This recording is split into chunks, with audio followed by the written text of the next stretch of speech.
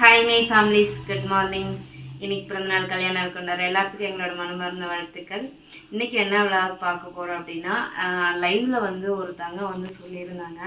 அது எனக்குள்ள அது லைவில் நான் ஆன்சர் பண்ணிட்டேன். ஆனாலுமே சரி ஒரு வீடியோ போட்டுருவோம் அப்படின்னு சொல்லிட்டு தான் இந்த வீடியோ எடுக்கிறேன். இப்போ காலையில் அன்றைக்கி 7:30 ஆகிடுச்சு.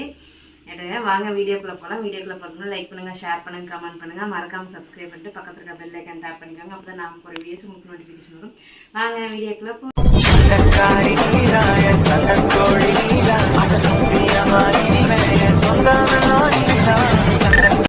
இன்னைக்கு பார்த்தீங்கன்னா முருகனுக்கு வந்து நம்ம தைப்பூசத்துக்காக விரதம் இருக்க ஆரம்பிச்சிட்டோம். நாங்கள் 3 பேருமே விரதம் இருக்கிறோம். நாங்கள் மட்டும் இல்லை, இவனுங்க 3 பேரும் சேர்ந்து எடுக்கிறானுங்க.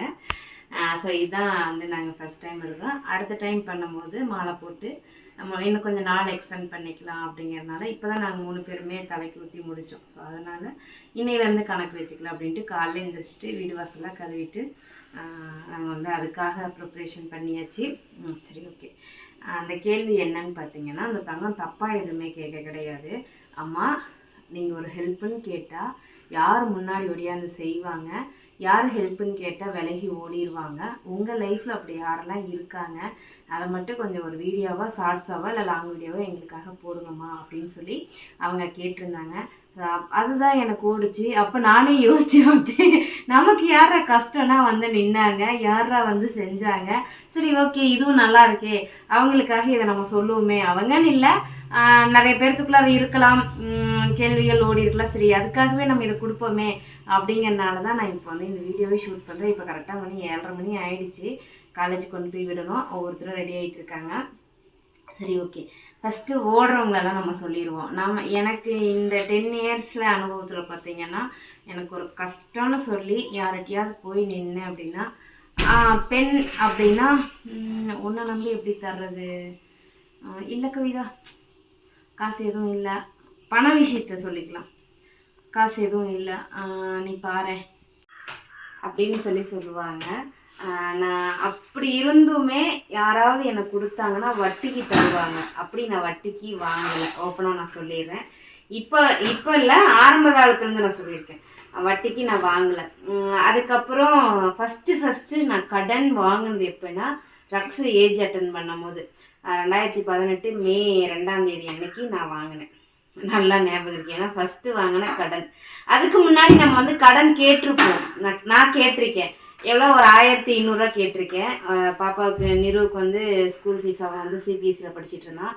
அப்போ எல்லா ஃபீஸும் அரேஞ்ச் பண்ணி ஒரு 1500 மட்டும் பத்தாமல் இருந்துச்சு. அதை மட்டும் கேட்கும் போது அது ஒருத்தவங்க என்ன சொல்லிட்டாங்கன்னா, 1500 தரேன் கவிதா, ஒன்றும் பிரச்சனை இல்லை, ஆனால் நீ தனியாக தானே இருக்க, நைட்டு வரட்டுமா அப்படின்னு சொல்லி கேட்டாங்க. ஆனால் நான் உன் பொண்ணு ஏஜ்னா அப்படின்னு சொல்லிட்டு அந்த இடத்துல அதை வெட்டி விட்டு வந்ததோட சரி. அதுக்கப்புறம் யார்ட்டையும் கேட்கல.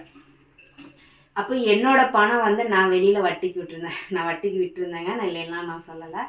அப்போ சரின்னு சொல்லிட்டு எனக்கு ஆப்ஷனலே இல்லாமல் என்ன பண்ணுறது? ஏன்னா அப்போ தான் எனக்கு கர்ப்பப்பை பிரச்சனை வந்து அதுக்கு எல்லாமே 1 lakh பக்கமாக செலவாயிடுச்சு. எல்லாம் ரெடி ஆகிட்டு மே 1 தான் நான் வேலைக்கு போகிறேன். ஃபஸ்ட்டு எங்கள் கம்பெனியில் வந்துட்டு ஒரு 6 மாதம் ரெஸ்ட் எடுத்துகிட்டு ட்ரீட்மெண்ட்லாம் முடிச்சுட்டு அப்போ தான் நான் கம்பெனிக்கு போகிறேன்.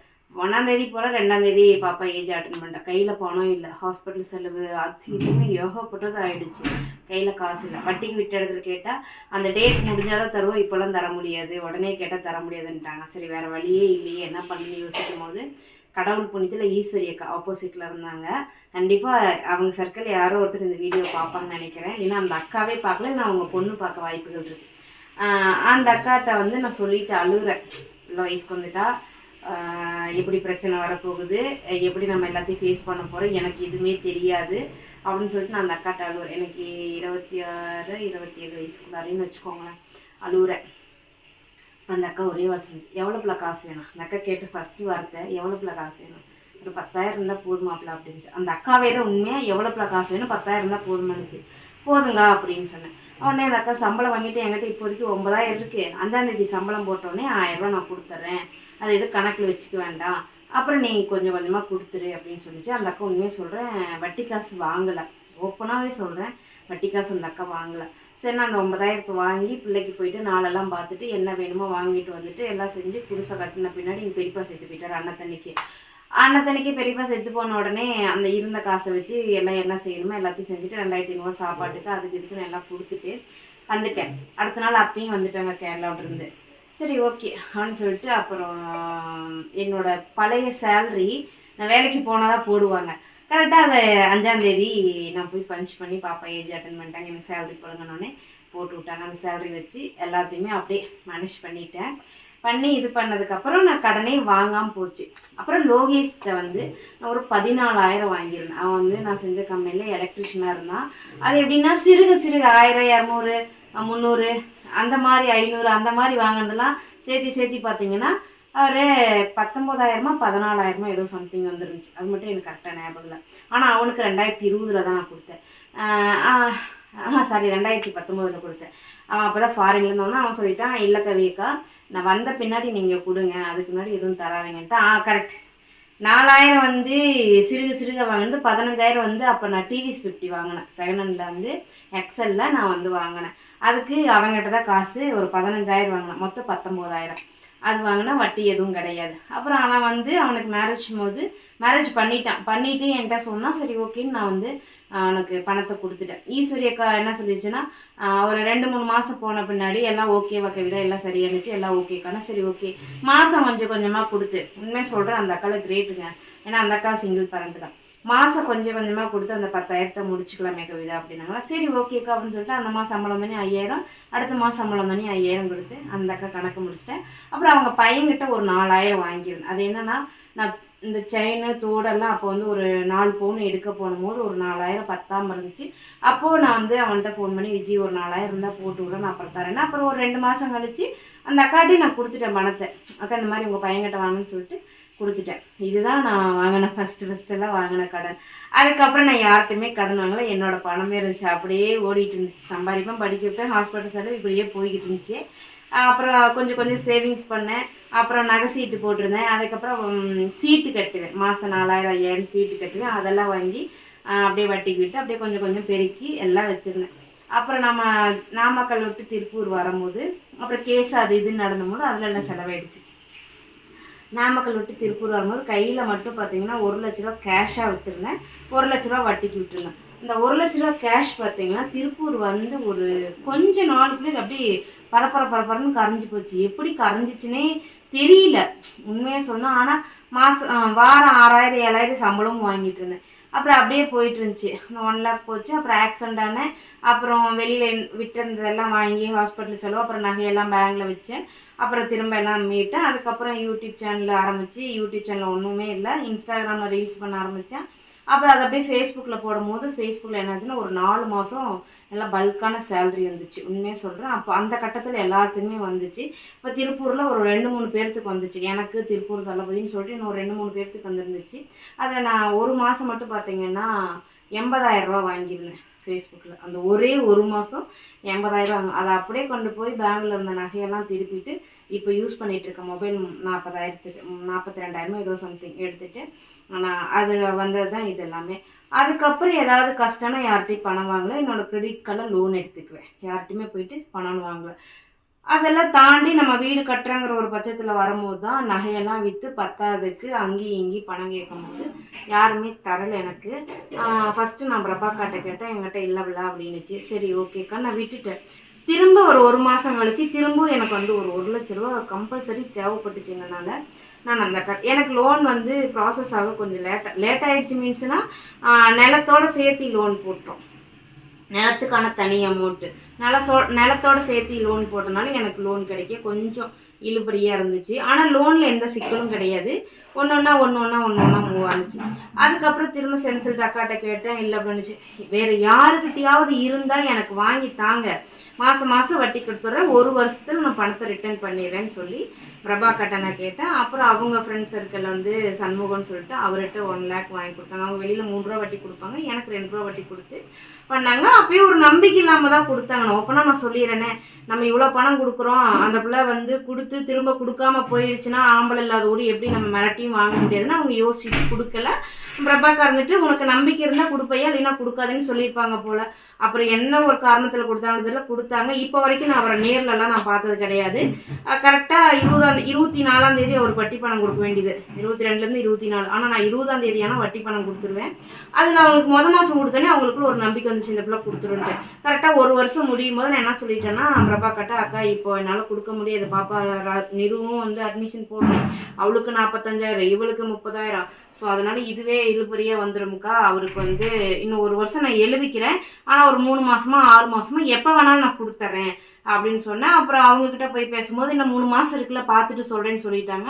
அப்புறம் திரும்ப சரி இருக்கட்டும், அப்படி தான் அந்த பிள்ளை கொடுக்கட்டும், ஒன்றும் பிரச்சனை இல்லைன்னு சொல்லிட்டு சொன்னாங்க. ஆனால் நான் என்ன பண்ணிட்டேன், ஆகஸ்ட் 20 போய் புதுசாக பத்திரம் எழுதி அவங்களுக்கு பிடிஎஃபாக சென்ட் பண்ணிவிட்டு அக்காவுக்கும் டாக்குமெண்ட்டை கொடுத்துட்டேன். அப்புறம் திரும்ப ஒரு 3 மாதம் தான் நினைக்கிறேன், ஆகஸ்ட், செப்டம்பர், அக்டோபர், ஆகஸ்ட் விட்டுருங்க, செப்டம்பர், அக்டோபர், நவம்பர் கொடுத்துட்டேன். 3 மாதத்தில் அவங்களுக்கு 1 லேக் கொடுத்துட்டேன், வட்டியோட 1,02,000 கொடுத்துட்டேன். அப்புறம் பிரபாக்காட்ட 50,000 வாங்கியிருந்தோம். அவங்களுக்கும் பார்த்தீங்கன்னா நவம்பர்லேயே ஏதோ சம்திங் அவங்களுக்கும் அக்காவுக்கும் 50,000 கொடுத்துட்டேன். இந்த 1,50,000 ரூபா வந்து அக்கா மூலியமாக அக்கா கிட்ட வாங்கினது, அதுவும் நான் கொடுத்துட்டேன். அதுக்கப்புறம் இந்த 1,000-500 யார்கிட்டயாவது நம்ம போய் கேட்டால் தரமாட்டாங்க, தரவும் இல்லை. அப்புறம் எனக்கு தெரிஞ்ச வீட்டில் கேட்கும்போது, பணமா நானே வந்து வட்டிக்கு வாங்கிட்டு இருக்கேன், நான் எப்படி தர்றது அப்படின்னாங்க. அப்புறம் உடனே எங்கள் பேர் நான் சொல்ல விரும்பலை, ஆனால் இன்றைக்கி அவங்க எல்லாம் நம்மகிட்ட நல்லா பேசுகிறாங்க, அதனால் நான் பேர் சொல்ல விரும்பலை. சரி, என் வண்டி புக்கை வச்சுக்கிட்டாது ஒரு 50,000, வண்டிக்கெல்லாம் 50,000 தரணும், ஆனால் என் வண்டி 1,14,000. ஆனால் அவங்க சொல்கிறது அப்படி.